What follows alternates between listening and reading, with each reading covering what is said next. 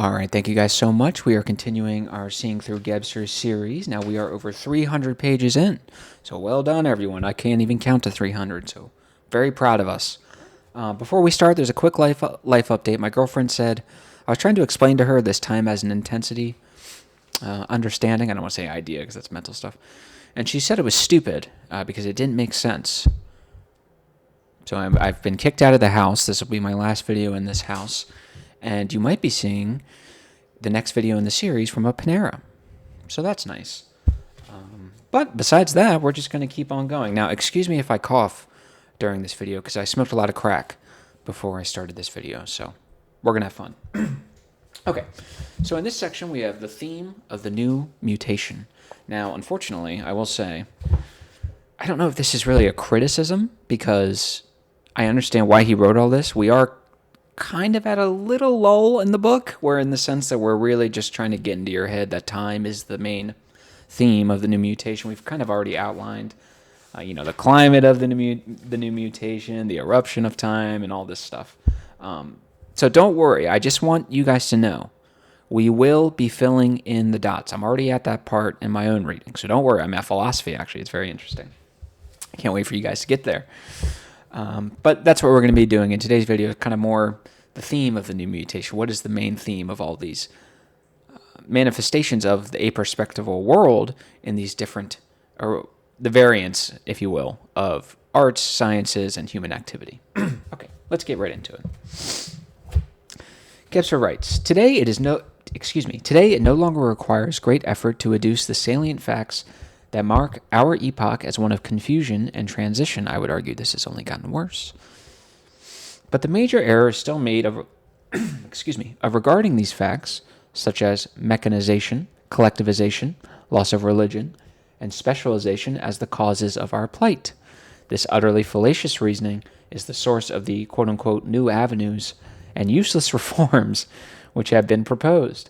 These quote-unquote facts are merely symptoms of the confusion, which is the fundamental aspect of our situation. Now, that's actually a point. This is why I harp on so much about rationalism. This is why I harp on so much about the consciousness structures. If you'll excuse my rational spatialization, it does seem to be, as far as at least that I'm aware of, the real foundation for all the problems. Like you said, when we point out problems in the political sphere, we'll say maybe the divorce rate is too high, and it is, unquestionably. That's a symptom. That's not the problem. The problem, it is a problem, but you have to ask, what is the source of that problem? Why did that problem come about?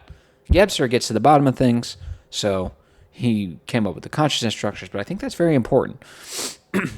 The reason I harp on the structure so much is because, again, we have to deal with the problem itself. I remember actually arguing with a guy, he was an a-liberal member of the far right, so he was without liberalism. He was arguing against it. Now, of course, they all go backwards, but I was trying to explain, look, I was explaining him all the connections between rationality and liberalism, like I explained in one of my Kill Rationalism videos. I believe it was part 3. And I was like, this is the problem. And he just goes, this isn't relevant. I was like, no, this is what you're talking about is just a symptom. This is the problem. And I think he got it in the end, but, just focus on the problem and the symptoms will fall with it. Excuse me. Let us turn to a concrete example. The increasing technologization of our day. It is incorrect to regard the machine as being the initiator of all present-day horrors. We shall have to look more closely into the reasons which led to the invention of the machine, notably to the invention of the steam engine by James Watt in 1782. We should note that it preceded by just 7 years the outbreak of the French Revolution, which can be considered as a manifestation in the social sphere of the same forces heralded by technological discovery. God, this light is killing me. What led to the invention of the machine? The breaking forth of time. The machine, in the form of the steam engine, is the progenitrix of motoric forces, motoric meaning related to motion or movement, is the progenitrix of motoric forces that rent asunder the static spatial construction that had been attained since 1500 AD. We speak deliberately of the quote-unquote breaking forth of time, inasmuch as we cannot yet speak of an, quote, eruption of time into our consciousness, unquote. Precisely such an awareness of what was occurring was then lacking. Only today is this awareness available to us, and it is the concern of the present work to bring this eruption to awareness. So remember, I'm going to make this point after the next couple of paragraphs, but remember, if you think of time as an intensity, it makes sense that the time brought the machine into being, and I will explain in a couple paragraphs. But remember, time is an intensity. Time as an extensity, like the rationalists will have you believe, this is wholly irrational, or whatever. I don't even know what you want to call it. It's not rational. It's delusional. It makes zero sense. How can time as an external lead to the creation of the machine? It doesn't. It's the intensity that leads to it.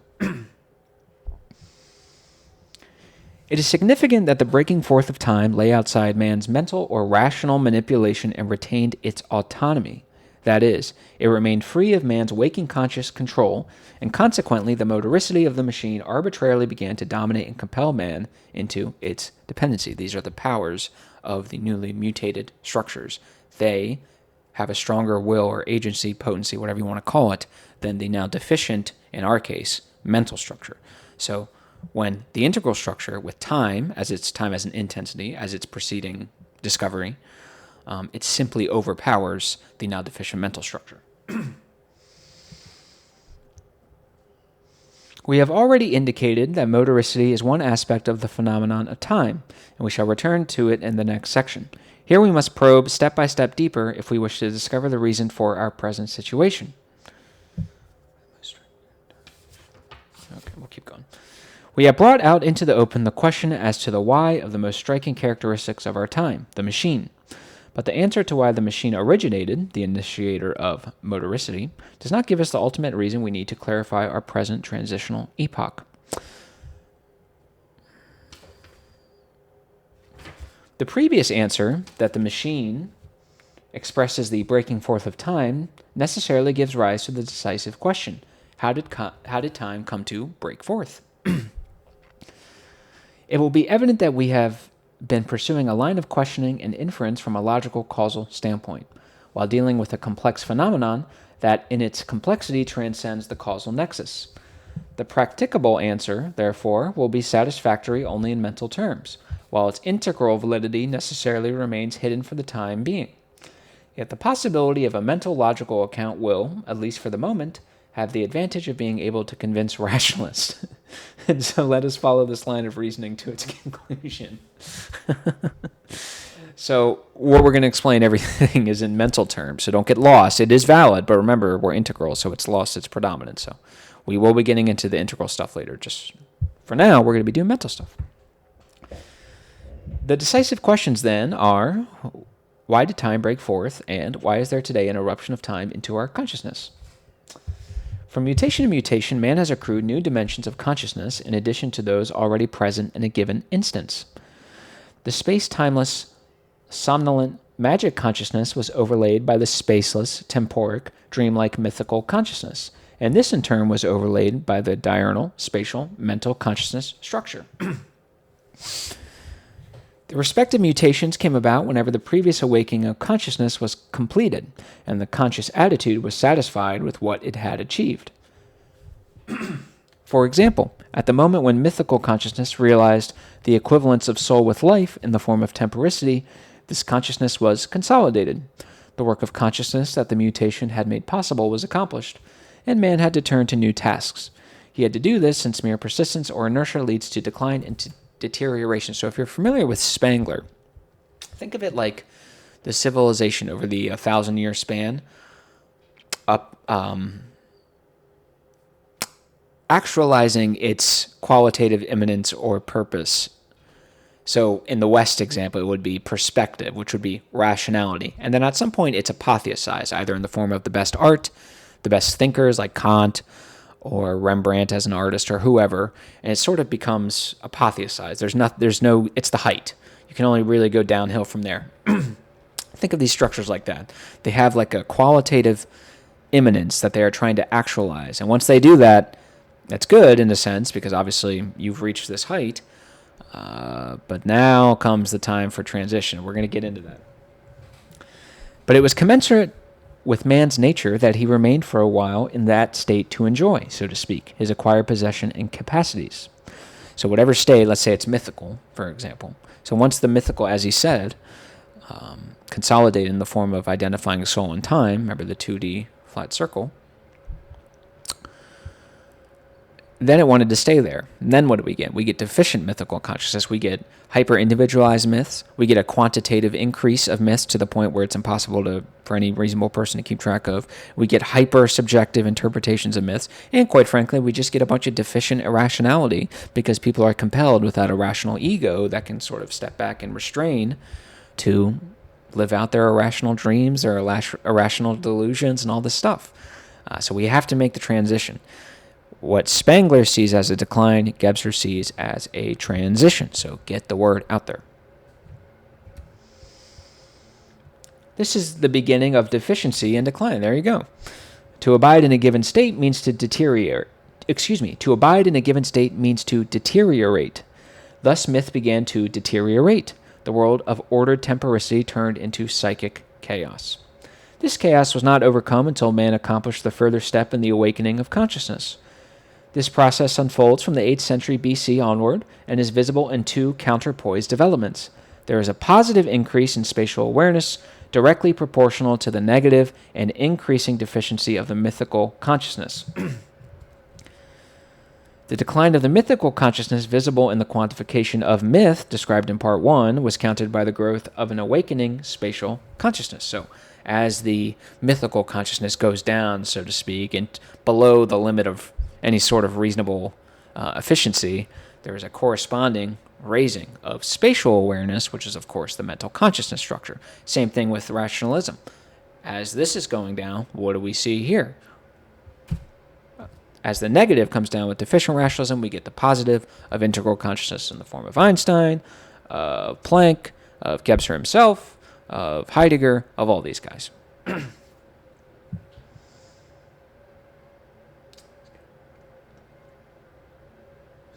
That is, the new consciousness activity begins in the mythical man who is still resting content with his former consciousness achievement.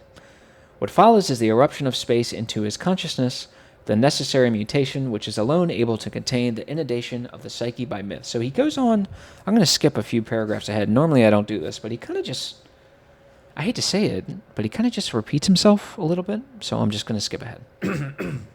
Excuse me. Must be that crack. When spatial consciousness was finally consolidated around 1480 to 1500 AD, it was from that time onward liberated from new tasks. Waking, diurnal consciousness had been secured. Man had come to an awareness of space. Thinking had become feasible. The rational walls had been constructed, and they have been rigidified. They're not going away anytime soon. They have defeated the deficient, unperspectable world.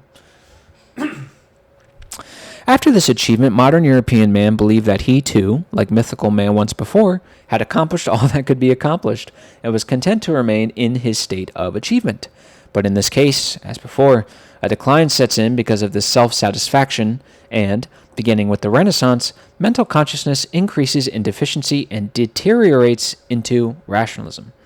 This marks the inception of quantification in the newly secured mental consciousness structure, a process we already noted in connection with the deficient epoch of the mythical structure. At the same time, however, the new mutation begins its course, which becomes gradually but increasingly visible over the following centuries.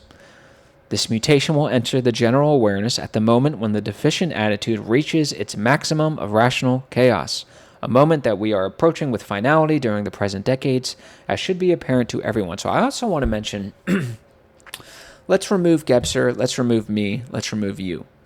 I've heard people, particularly on the extremes of the political side, both on the far left and now on the far right, where they say that human reason is not the ultimate end goal of human existence. Rationality is not the ultimate end goal. Now, of course, these people use this, both sides use this as an excuse to go backwards into deficient irrationality. Nonetheless, they are sort of indirectly, I mean, if not directly, I mean, they are kind of saying it. They are, in a way, standing outside of rationality, but they're not doing it particularly intelligently or effectively or anything like that. I think with the chaos going on, I think if nothing else, this is evidencing some anti-rationalism for better or worse, emphasis on worse. But the vast majority of this is for the worse. Nonetheless, there is an increase. That's what my Seeing the World Integrally, the first video in that series, that's what that was meant to convey. There is a rise in the other structures, the aspects of the other structures. And there's a kind of a rational and indirect awareness of this. But unfortunately, because it's like that, it's deficient. Let's see.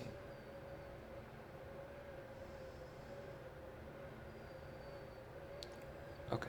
Our present situation then can be related causally to the fact that, ever since the Renaissance, we have only gradually realized a new task arising from the circumstance that the previous major consolidation of consciousness had already been achieved, thus posing for us the urgent need to work on a new achievement of consciousness. A single generation, even 10 generations, are not sufficient to fulfill this demand of origin, but preparations could have been made during these generations, which is, in fact, what has happened. I'm going to skip a paragraph. He says, but in what way does quote-unquote time play the leading role in this process?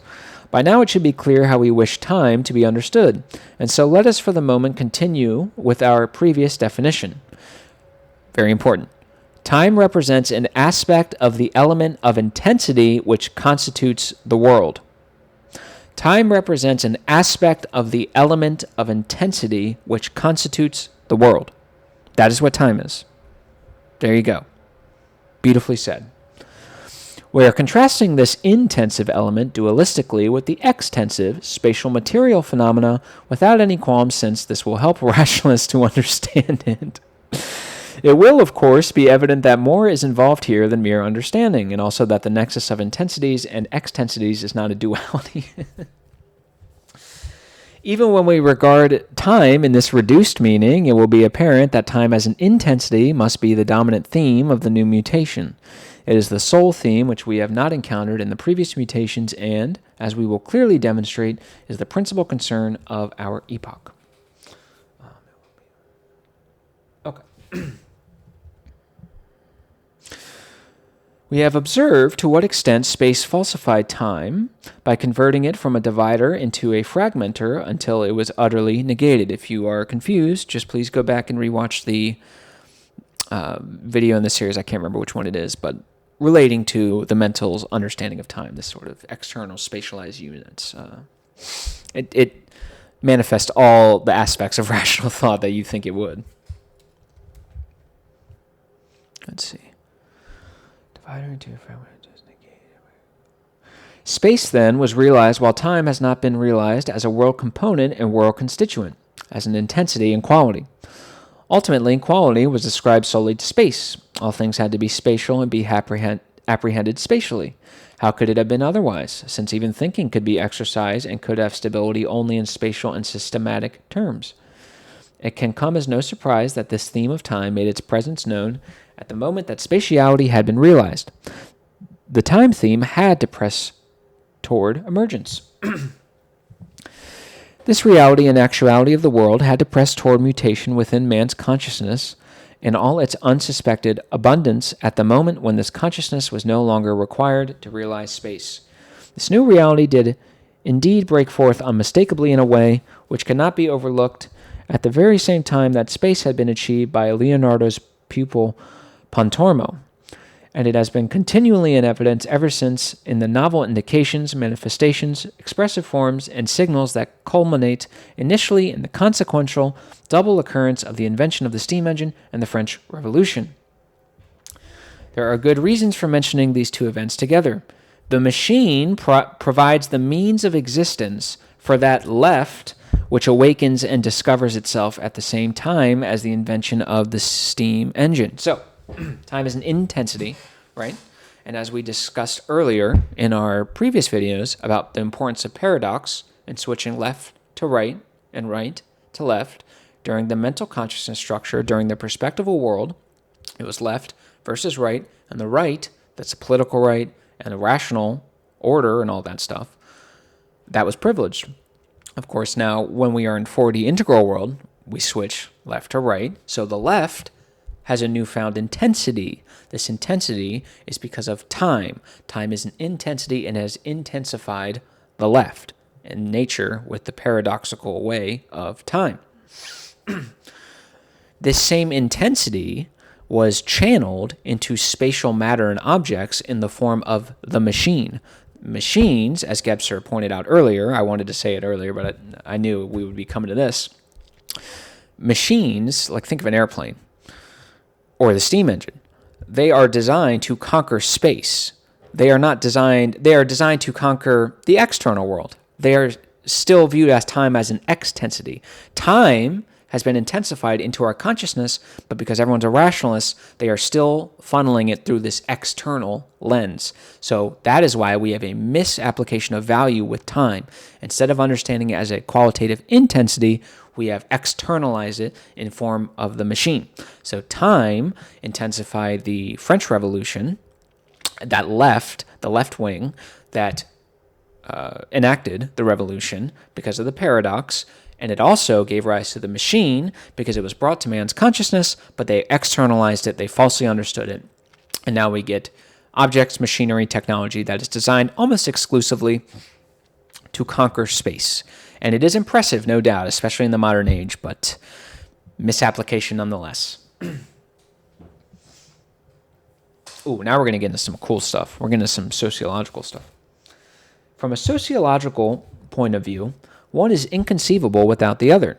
These two events initiate a new chapter, a new age in the history of mankind, the one being the machine, the other being the left of the French Revolution. And then, of course, you also see this rise of intensity with the left and Marx, and I guess with the Soviets and all the communists. It doesn't just have to be in France. You saw this all over. Why has the left been so intensified? Paradox, baby. Recent developments in anthropology have enabled us to discern two major successive cultural epochs. The first is that of agriculture and the domestication of animals. Further along in our discussion, we will see that it is in turn divided into two fundamentally different epochs. The second is that of tool making and crafts, which has decisively altered and co-determined the countenance and habits of human life over the past 5,000 to 6,000 years. Excuse me. Agricultural domesticating cultures created the foundations for our life. Domestic animals and agricultural production are their result. It is to these cultures that we owe the animals and plants which nourish and sustain us.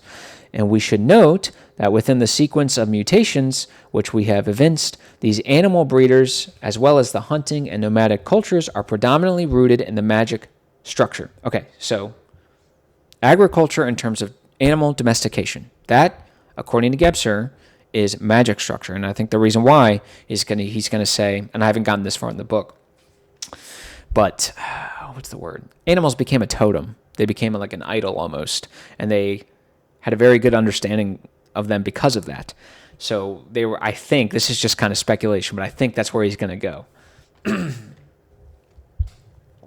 Strictly agricultural cultures, on the other hand, already take part in the mythical structure. They are matriarchal societies which are more consciously harnessed to the temporicity of growth and decay than those of the animal breeders and are more closely attuned to the maternal realm of the earth. So you can see growth and decay, the two poles, just like mythical temporicity, these are the two poles that allow them to understand farming.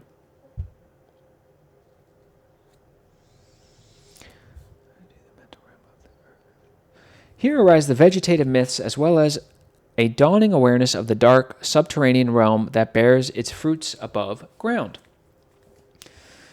While animal domestication was still a group achievement by the tribe, via the magic of animal totemism, agriculture was carried out under a different societal form, the matriarchal mythical. This form of society underwent no further modifications until the rise of the tool-making cultures, which culminated in craft culture. I want you to guess what craft culture, what structure that belongs to. In craftsmanship, the individual plays the decisive role. It is no accident importance, because he said, while animal domestication is a group achievement, Now we have the individual playing the decisive role in craft making. It is no accident that the golden age of craft culture falls within the mental patriarchal structure, where the emphasis has shifted from living events to matter and spatially palpable and comprehensible objects. So think about this. So we have the animal domestication or the agricultural farming, the animal domestication of the magic structure, let me be clear, or the just agricultural farming of the mythical structure. There's a rootedness to the earth. This is the rootedness that the hippies complain that we don't have anymore. And in fairness to them, they are right about that, at least in the West. But they have a deep, visceral, automatic, strong connection to earth, to the ways of the earth. It is not stepping back and imposing space so you can represent it. It is direct engagement and subsumption within it. Now, with craft culture, we step back and we have tools. These are artificial. They do not belong organically to nature. They become of the mind, and the individual plays the decisive role. But now, there's a space between us and nature. We're no longer really engaging with direct nature organically. Now, all of a sudden, we have culture. We have art. Not necessarily a bad thing, but there's a problem here that we're losing our rootedness. Let's see. As a domesticator, man shaped living processes in animals and plants. As a craftsman, he only shaped dead material tools. I mean, why even bother talking when he puts it so beautifully? Natural culture was displaced by artificial culture. Nature is overlaid with art and artifice. Man begins a process of denaturation, turning away from the very nature from which he had wrested his necessary sustenance, and toward a new field of activity, arts and crafts, which provide him with additional means for making his life more endurable.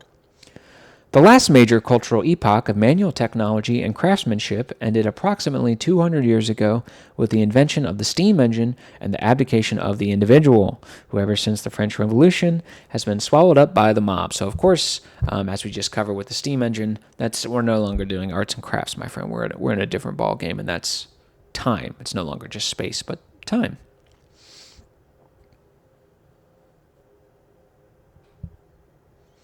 Just as the kings, the most visible representatives of the individual patriarchal craft age, were abolished by the masses in the continuing revolution since 1789, so has the craft tradition been gradually destroyed by the triumphal march of the machine. So there you go. Just in the same way that the masses of the French or whoever else with all your insanity going on in Europe swallowed up the individual, and it could be the king, or it could be the individual sense of responsibility with the moral agency. So too did the world of the machine swallow up and displace entirely, essentially, arts and crafts. The uncontrollable intensity of the left, the political left, he put it in quotes, as well as the uncontrolled motoricity of the machine are, as negative manifestations of a temporal nature, visible indications of a new age, or more exactly, of a new mutation. The awareness of events which affect him and results at the outset in confusion and in the destruction of previous and outlived forms and contents. The machine is no longer an implement. By the way, remember when we read this next paragraph, I want you to remember that this was written in the 40s, 50s, at the absolute latest. It was published in the year it was written, the second part, in 1955. So keep this in the back of your mind when you read this next paragraph. The machine is no longer an implement. It is an emancipated instrument. In a literal sense, it has emancipated itself, ex manu, E-X-M-A-N-U, from the hand, and thus from the control of man, and become an autonomous and autocratic tool. Do you think this has only improved or worsened since 1955? I'm going to say worsened.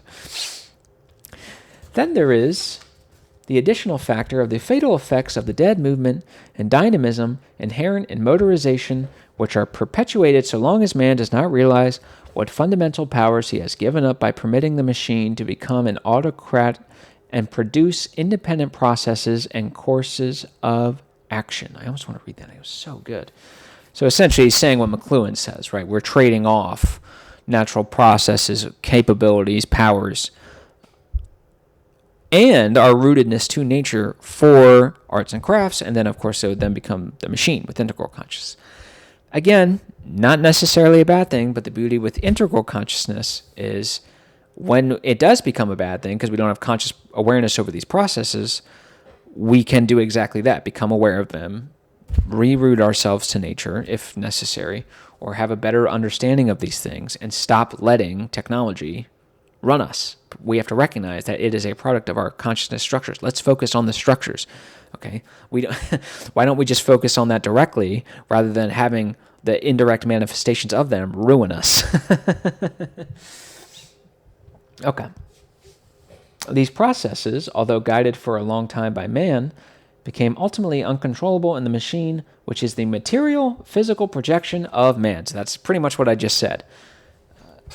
When focusing on what technology does and how it can destroy meaning in society, I'm not saying that's necessarily a bad thing. What I am saying is when we can focus on the structure directly, I think we can almost have a little bit of the best of both worlds here. We can have this technology while no longer being a slave to it, because we have now reasserted power over it by recognizing that it came from us, and we have the ability to step back from the structure that brought this into existence and therefore accrue power over it, assert power over it. We can say, I am no longer the fish lost in your stream, and I can't do anything. I have now been taken out, and I realize that you are not invincible, and I'm going to go and do whatever I want. I'm going to avoid you.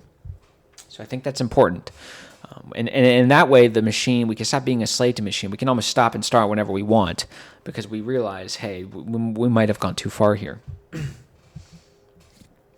While the man of craft and technology surrendered the naturalness of man, the domesticator, my goodness. Let me try again. While the man of craft and technology surrendered the naturalness of man, the domesticator, man today is also surrendering his laboriously acquired second nature, culture, by losing his own artistic skills and workmanship. Oh, this is a good point. God damn. Thus, his deculturation becomes evident in addition to his denaturation. The rootlessness and homelessness of today's salaried employees and factory workers, their remoteness from any sensitivity to art and their notorious objectivity are only two obvious proofs of the loss of nature and art which man has endured now for several generations. So in the magic structure, we had a rootedness to nature. Same thing with the mythic structure. We traded that for arts and crafts, tools, culture. So yes, we lost our rootedness to nature, but we also compensated with culture, because culture is pretty great too. But now, with deficient integral, because we're unaware of what's happening, these processes, unaware of time as an intensity, we're replacing culture with nothing, with machinery, with technology. And this has only worsened since Gebser wrote this. Because, of course, you have AI-written songs, AI-created beats, AI-written scripts, post-production. We'll fix it in post. We're trading off our natural capabilities, passions, powers, artistic skills, because technology can compensate for it. But, of course, technology doesn't have a soul. Technology does not have the consciousness structures, my friend. It can only speak the language of calculation, as Baudrillard once said. No. Terrible. Let's see the point. We are trading off our own skills and artistic skills by saying, hey, ChatGPT, can you write this for me? Can you give me an idea for my novel? Can you give me an idea for my... No, you do it. There is no such thing as a lack of creativity. It comes from a misunderstanding of time, and it also comes from a lack of input. You need to put stuff into your brain and make connections if you want to willfully have creativity. But we have to stop doing that. We have to... There is a reason 2025 American culture sucks. There is a reason all of our movies are terrible. There is a reason because we have traded off culture and the capabilities, powers, and natural abilities that created beautiful culture for lifeless, soulless machines that only come about as a misapplication of a value. Terrible, terrible, terrible. Gebser, prescient. Who today finds pleasure in nature or in a work of art such as a poem? This has only gotten worse, my friend. That's why I did those videos in my Kill Rationalism series about poems.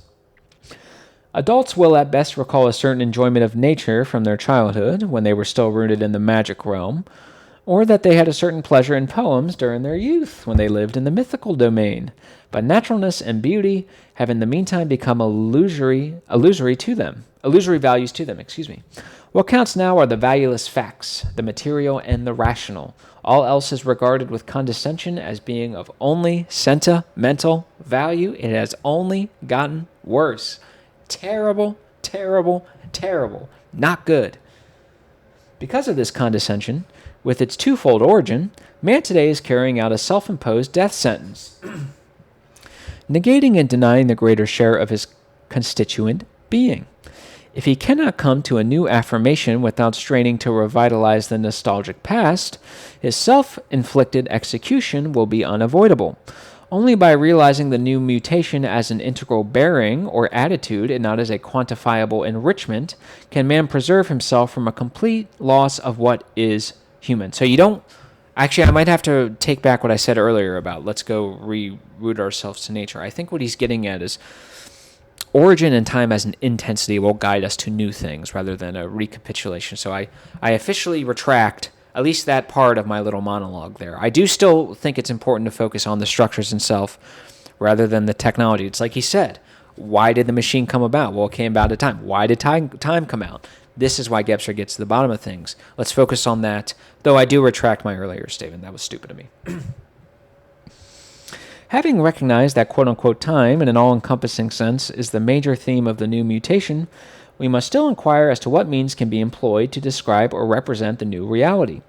The new mutation is a novel phenomenon, and we can do justice to new phenomena only partially by using old means.